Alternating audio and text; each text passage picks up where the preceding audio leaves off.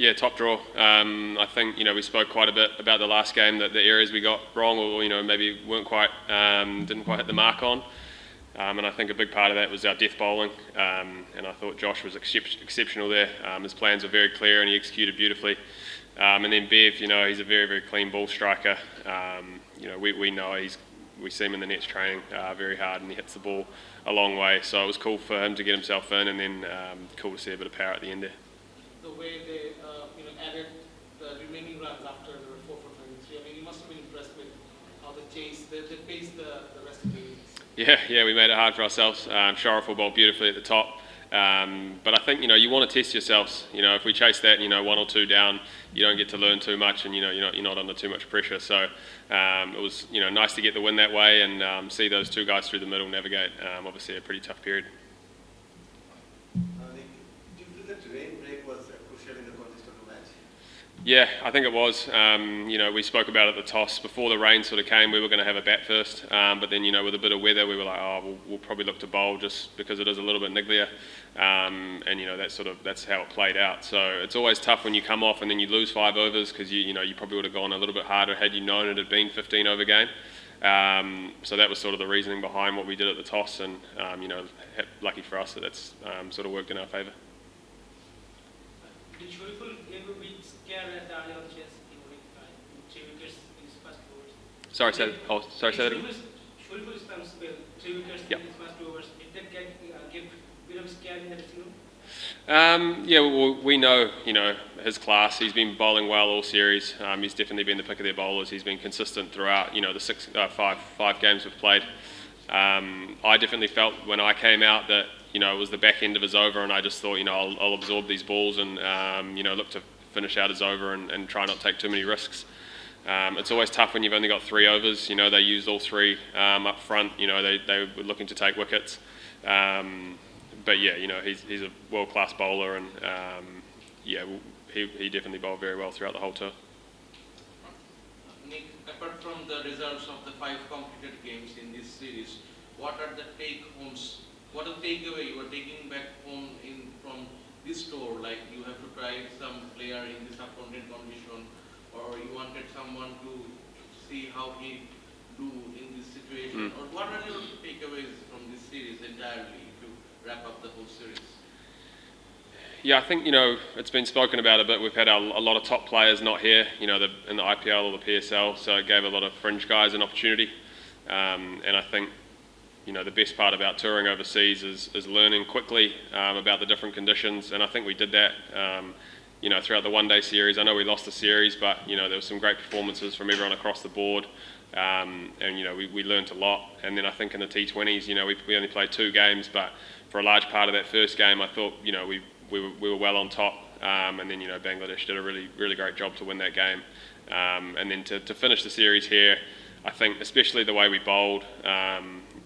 It felt like a unit that had been here for 3 weeks, and we'd learnt a lot, and we just put it out on the park today, which was very nice.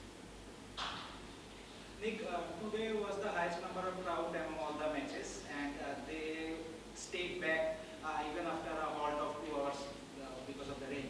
How was it playing in front of almost a full house? Yeah, it was awesome. It was very loud.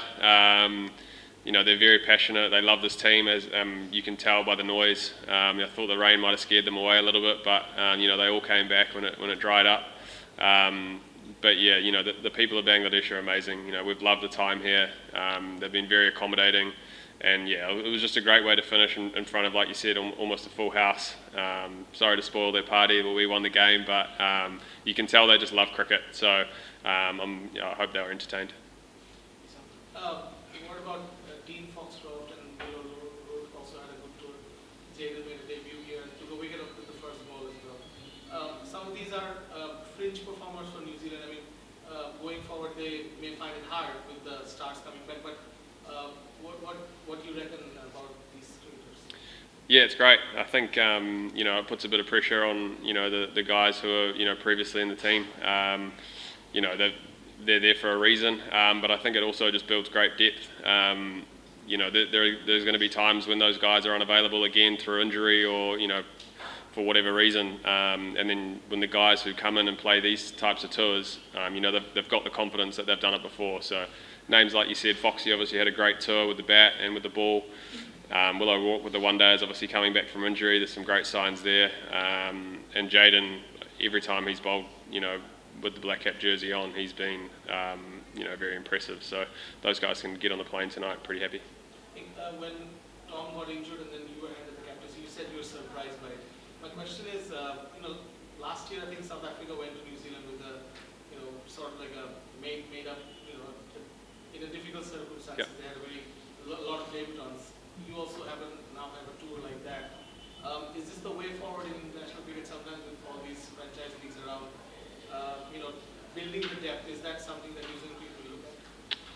Yeah, I think this time of year especially, with those two big tournaments on that I spoke about before, there's always going to be guys who are, given the freedom to go and play in those leagues, which I think is great.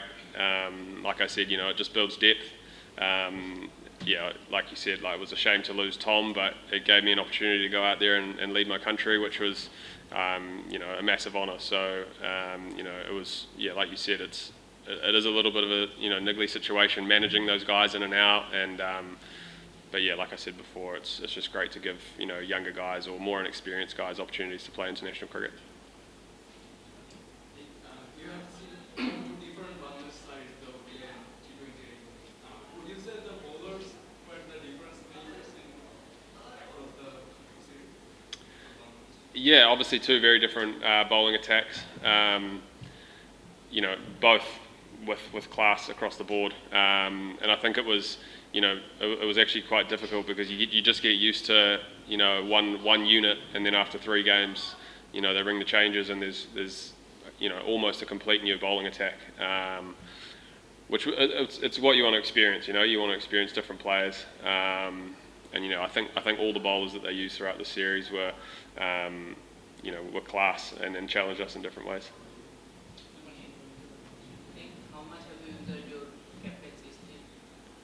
Yeah, I've loved it. I think when I got on the plane to come over here, it was definitely not something I'd even thought about at all. Obviously a shame for Tom. He sort of hung around and it was a day-by-day thing, hoping that maybe the foot would get a little bit better, but unfortunately it didn't.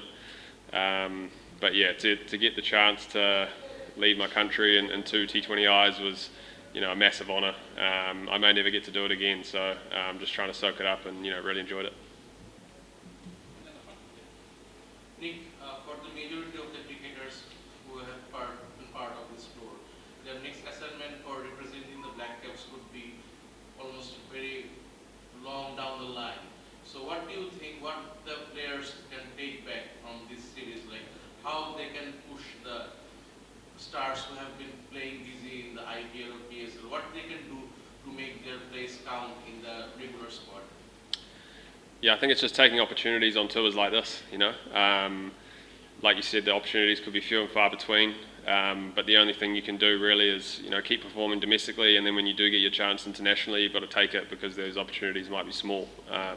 As we spoke about before, there's a few guys here who put their hand up, and when there is a next tour and there might only be a couple of spots available, I think all you can do is when you do get a shot is score runs and take wickets, and I think, there's been a couple of guys who've done that.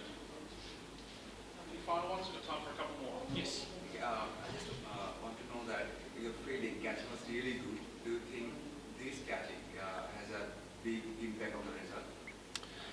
Yeah, I think it has. I think if you look back to the one-day series, the way Bangladesh fielded was, I thought they outfielded us. They've obviously done a lot of work, and yeah, they saved a lot of runs throughout the fielding innings, and took some unbelievable catches which can change games, and I think in the T20 series we saw that there were some key partnerships being built across both teams, and then it might be a special catch here or a run out there that changes the game. So I think obviously fielding is just as important as the other two.